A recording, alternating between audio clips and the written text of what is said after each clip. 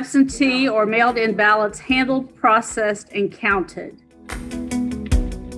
Well, the first thing that we do when we receive an absentee ballot in the mail is that we file mark the ballot envelope showing the date that we've received it. Then we check to make sure that the voter has signed and dated the envelope. If the absentee ballot envelope has not been dated and signed, we'll contact the voter and let them know that their ballot could be rejected because they did not complete that information. If everything looks okay, then we go into the statewide voter registration system and note in there that the ballot has been received and the date. And then we match that ballot envelope with the absentee ballot application that we received previously. And then all of those things will go into a locked cabinet that has dual locks on it. It has one lock for the Republican Party, one lock for the Democrat Party, and members of each party have those keys. So once that ballot is put into that cabinet, then there's no one can get to it except for people who have access to both of those locks. So that's what happens. And then it is left there until election day.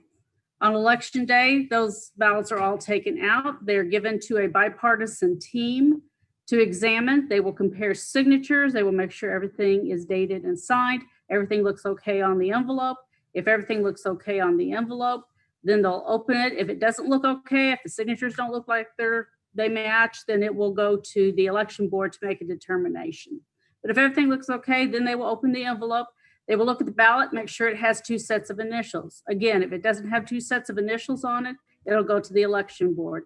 If it has 2 sets of initials, then it will proceed. And then the bipartisan team will look at it. If it's okay, then it goes on to the scanner for tabulation. If it looks like it probably won't go through the scanner, then it's sent to a remake team. And what they'll do is they'll transfer the voters' choices over onto a clean ballot. And then that clean ballot will be read. It will be marked as a duplicate, and then it will be numbered as well as the original ballot in case there's any questions later as to whether the voter's intent was reflected on the remade ballot. Okay?